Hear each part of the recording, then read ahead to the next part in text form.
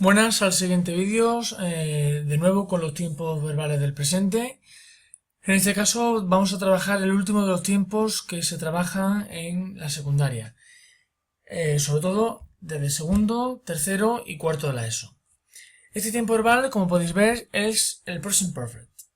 Este tiempo verbal es un tiempo difícil, es un tiempo complicado, por su estructura, por sus distintas palabras claves que aparecen a lo largo de cualquier tipo de oración y sobre todo por el conflicto continuo que va a tener con el pasado simple.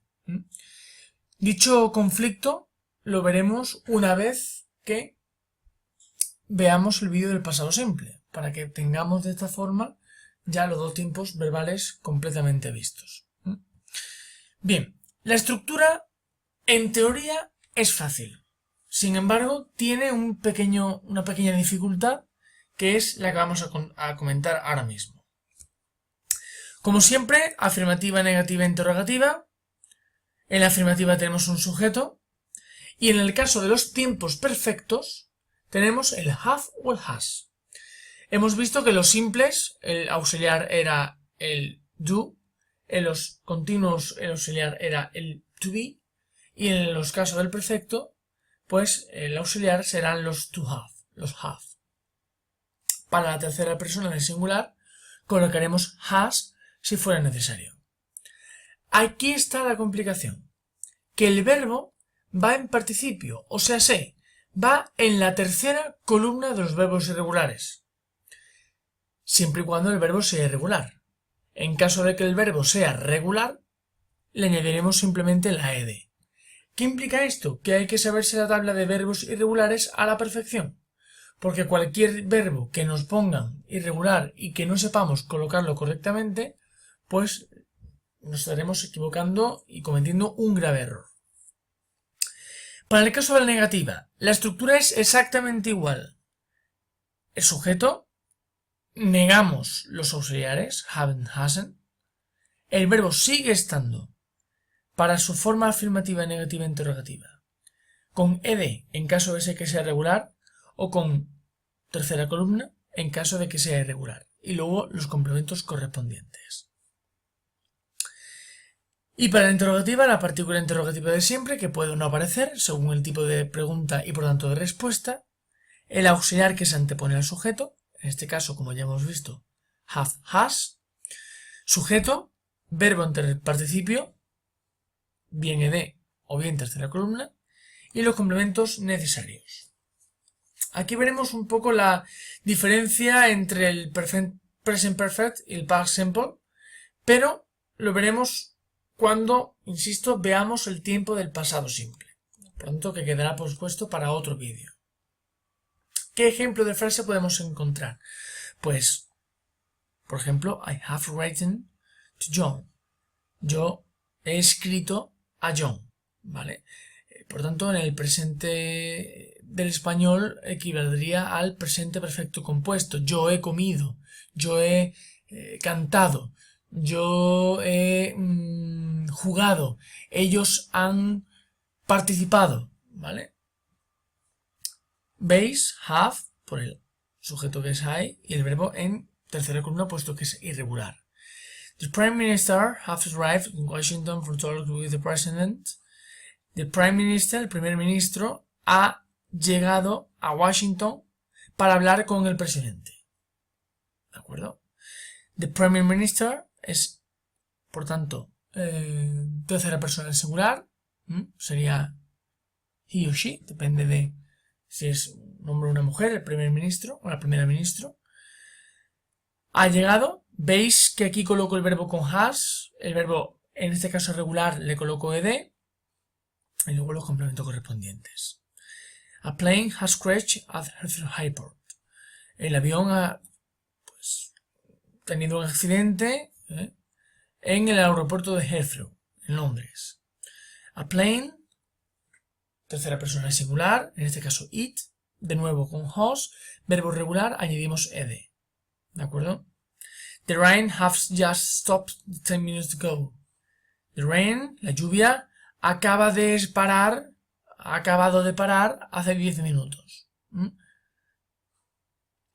I have known Mary since 1980. I have been.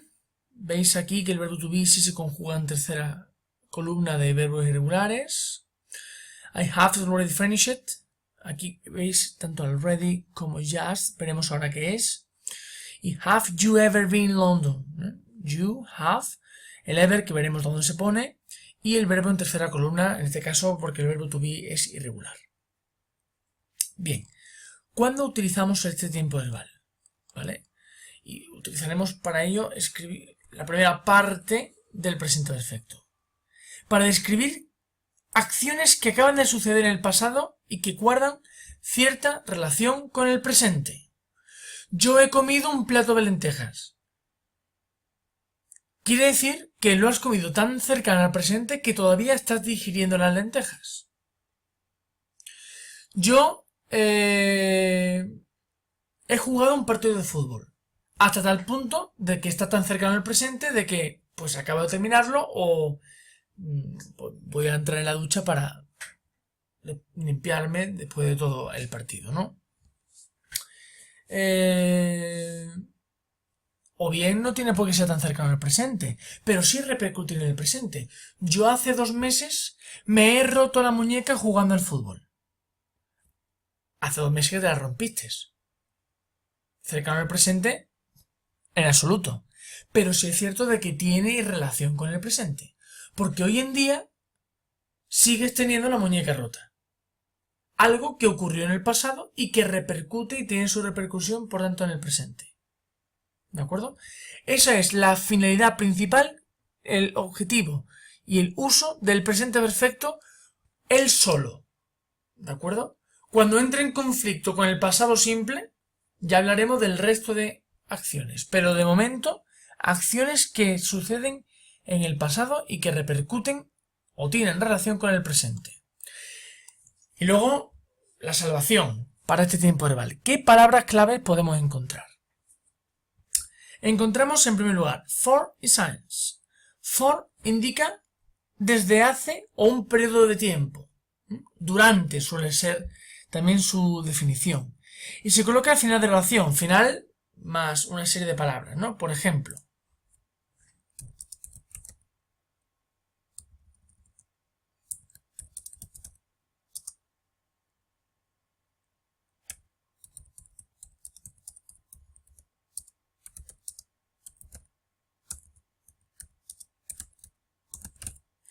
I have written a book for 2 years. Aquí colocamos el verbo con el auxiliar correspondiente para el sujeto que tenemos. Veis que aparece for 2 years. Durante 2 años. ¿Vale? Sin embargo, since significa desde, que indica un punto determinado en el que comienza la acción. Y también va igual que el for al final de la acción. Por ejemplo,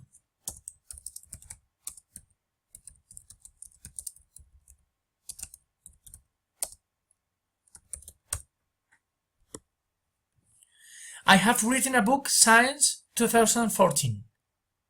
¿Ve la diferencia? Yo he escrito un libro durante 2 años. Yo he escrito un libro desde 2014. En este caso me está diciendo como que la acción empezó y ha terminado tan cerca del presente de que prácticamente lo acaba de terminar de escribir. ¿Vale? Aquí me indica el momento en el que empieza la acción. Desde 2014. Pero lo he podido acabar en 2015 o todavía no he podido acabarlo. ¿Veis? Uno indica desde un momento hasta otro momento el espacio de tiempo que queda en medio, mientras que uno simplemente indica el momento en el que empieza. ¿De acuerdo? Me imagino que en esta parte tendréis alguna duda, me la planteáis, pero aquí es más difícil entender un poco el concepto sin algún dibujo, pero bueno, esa es prácticamente la base, ¿de acuerdo? Bien, luego tenemos la pareja, ¿no? Yo le digo la pareja infeliz, porque el yet, que significa todavía, pues, o aún, se coloca al final de la oración siempre, para la negativa interrogativa, es decir, se queda con los niños en la casa. Y already, pues, se coloca solamente en oraciones positivas, de ahí el reparto, ¿no? Y se pone delante del verbo principal, es decir, entre el auxiliar y el verbo. Por tanto, se quedaría con el coche. Es decir, cada uno se reparte los tres modalidades de oraciones, la afirmativa, la negativa y la interrogativa.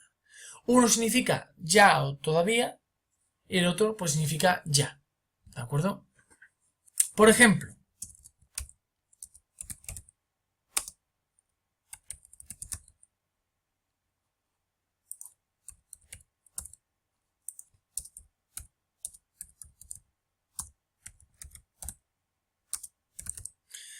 no he acabado mis deberes todavía, o no los he acabado aún.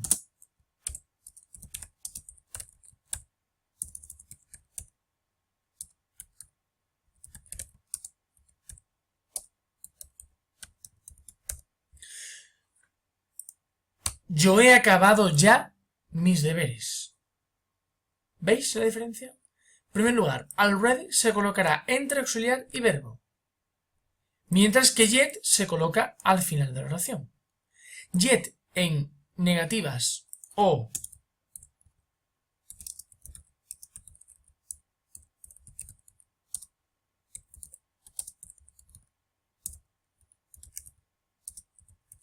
interrogativas y already se coloca entre auxiliar y verbo. ¿De acuerdo? Just significa acabar de. Sería lo más parecido al español al presente perfecto. Yo acabo de hacer los deberes, hasta tal punto de que acabo de cerrar el cuaderno, prácticamente. ¿Vale? Se coloca entre auxiliar y verbo. I just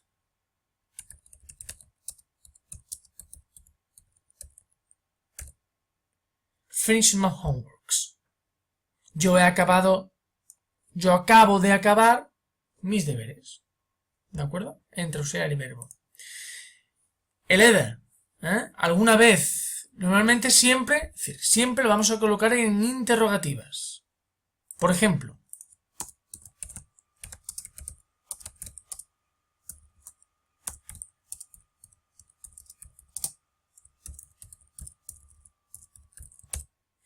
have you ever been in Paris? ¿Alguna vez has estado en París?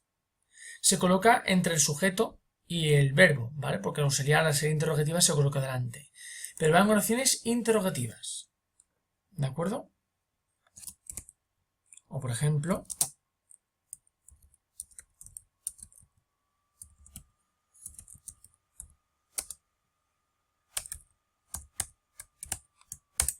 have you ever eaten couscous? ¿Alguna vez has comido couscous? ¿Vale? Pues sí o no, ¿vale? Si fuera que sí, pues ya sabéis. I have. Si fuera que no, I have.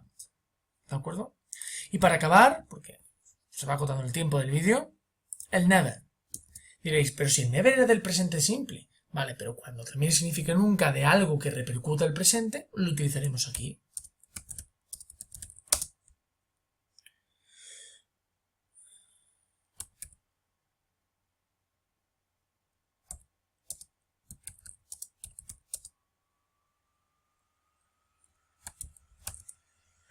I have never run after the dinner. Yo nunca corro después de cenar. ¿Vale? Bueno, pues yo nunca, ¿de acuerdo? Aquí, por ejemplo, se me ha olvidado. Van negativas, por tanto, negamos la oración y lo hacemos de esta manera. ¿De acuerdo? Bien, insisto, es un tiempo difícil, es un tiempo complicado. Seguramente os surgirán muchas dudas. Es difícil en 15 minutos poder explicarlo todo de la mejor manera posible. Insisto, ya veremos la diferencia con respecto al pasado simple, ¿vale? No os preocupéis. Pero lo de siempre, estructuras claras, uso del presente perfecto claro y todas esas listas de palabras claves, for, sign, yet, already, have, todas ellas muy claras, dónde se colocan, qué significan, porque nos van a dar la pista de qué tiempo verbal es el que estamos usando. ¿De acuerdo? Pues nada, sin nada más, en el próximo vídeo trabajaremos el pasado simple y ya veremos la diferencia con respecto a este tiempo. Muchas gracias.